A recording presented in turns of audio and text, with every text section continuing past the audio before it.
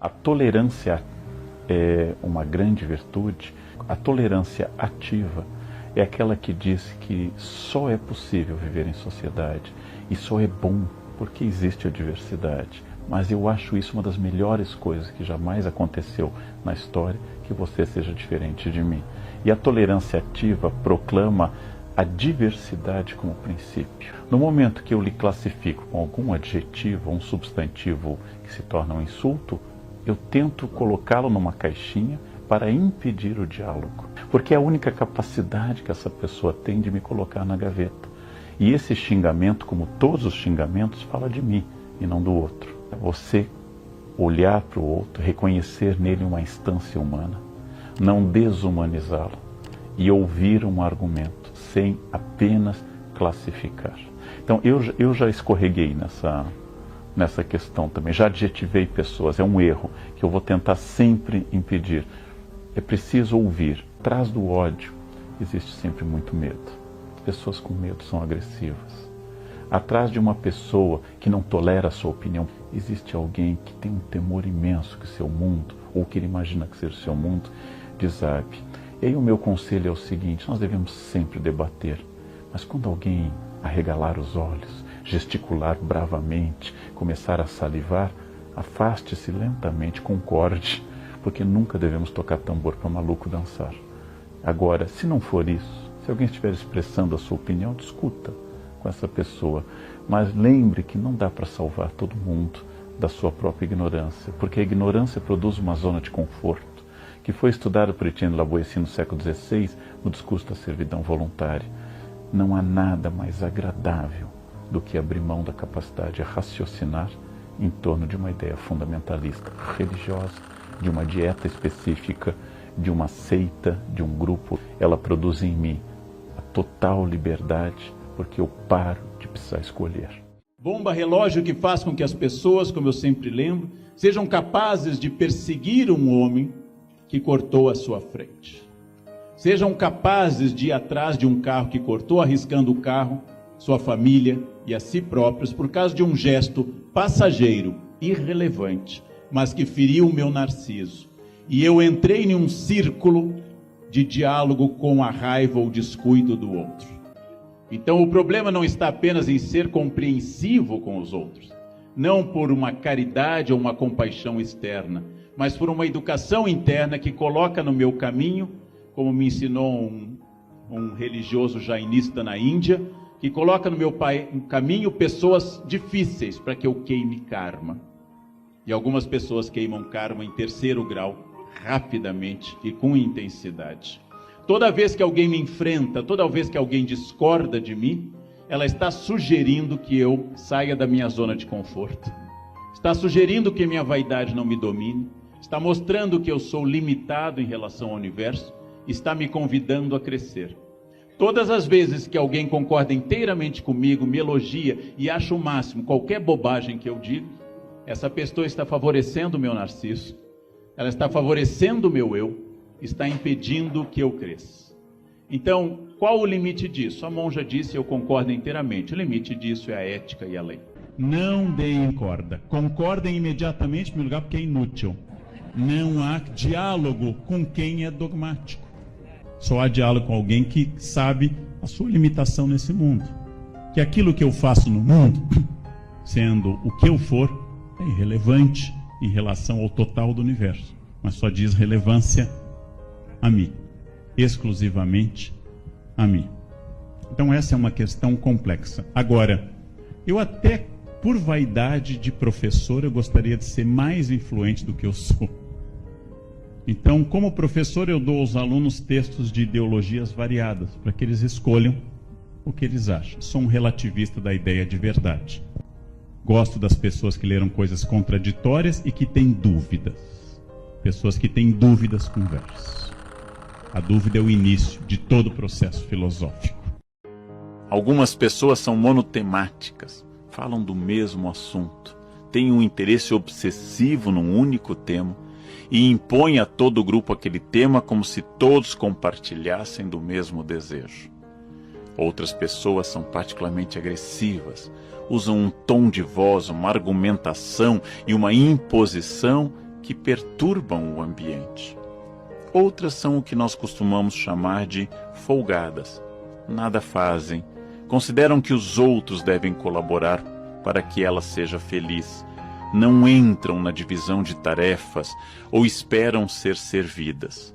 Há muitas formas de dificuldade e em todo ambiente familiar e de trabalho existem parentes e existem colegas que são difíceis. Não é possível em todas as ocasiões que eu me afaste da pessoa difícil.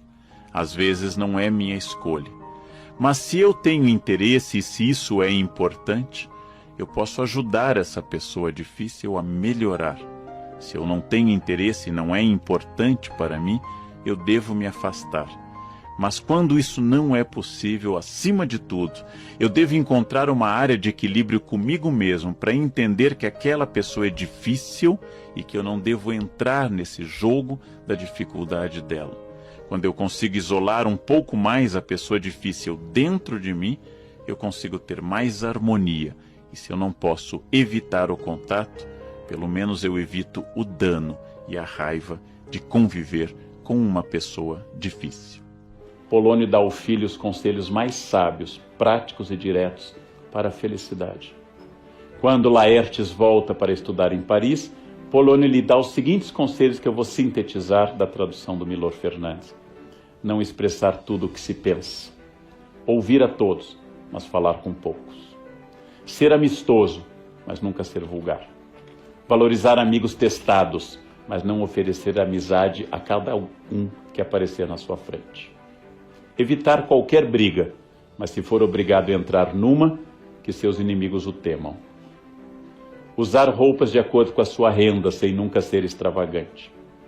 Não emprestar dinheiro a amigos, para não perder amigos e dinheiro. E por fim, ser fiel a ti mesmo, e jamais serás falso com ninguém. Estes conselhos, absolutamente lógicos, coerentes, ser fiel a ti, seja fiel a você, e você será fiel a todas as pessoas. Essa é uma ideia muito interessante porque é enunciada pelo homem mais estúpido da peça, que é Polônio. Ou seja, ouça seus conselhos, mas não sigam sua prática. Eu hoje, Leandro, aos 52, sou mais feliz do que eu era aos 22. Infelizmente, a minha cabeça está atingindo patamares de liberdade no mesmo momento que meu corpo está atingindo patamares de declínio. E eles estão se desencontrando. Então haverá um momento que essa liberdade vai estar no seu auge, mas sem um amparo físico. Quer dizer, eu serei livre para pensar, mas não mais para determinar, por exemplo, o controle da bexiga total. Então, são contradições. Eu não era uma pessoa feliz quando jovem, quando a minha consciência era menor. E não acho que a felicidade seja infantil. Eu acho que as crianças são mais alegres do que felizes. São mais centradas nessa alegria delas do que propriamente felizes. Em julho, dia 3 de julho, eu tirei um carro novo, muito feliz com o carro novo. Dia 6 de julho, um taxista bateu fortemente no meu carro e arrancou o carro e fugiu, porque ele estava totalmente culpado, ele ultrapassou o vermelho, ele estava culpado. E eu tive uma decisão absolutamente lógica.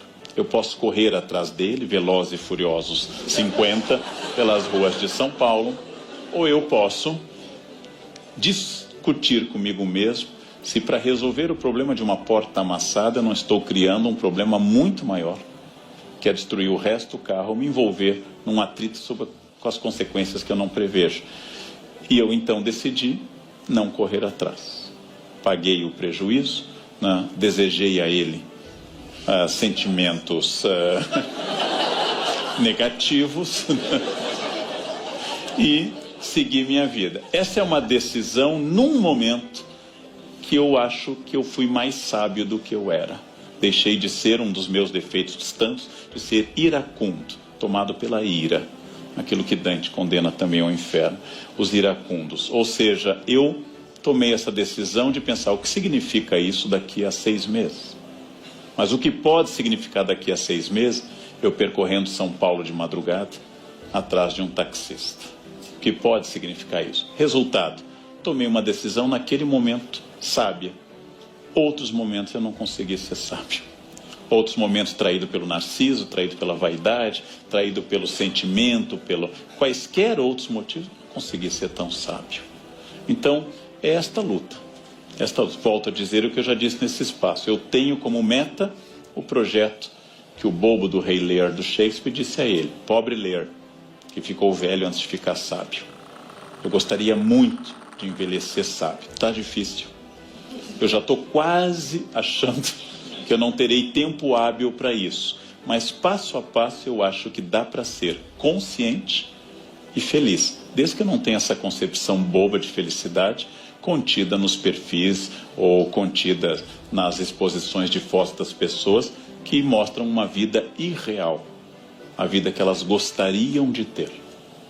Esse conceito eu não quero ter nunca de felicidade.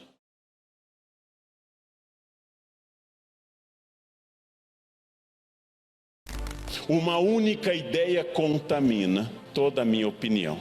Os romanos diziam, atraem-se mais moscas com mel do que com vinagre. Para receber mais vídeos como esse, não se esqueça de se inscrever no canal e ativar as notificações. Gratidão pela sua visita e até a próxima.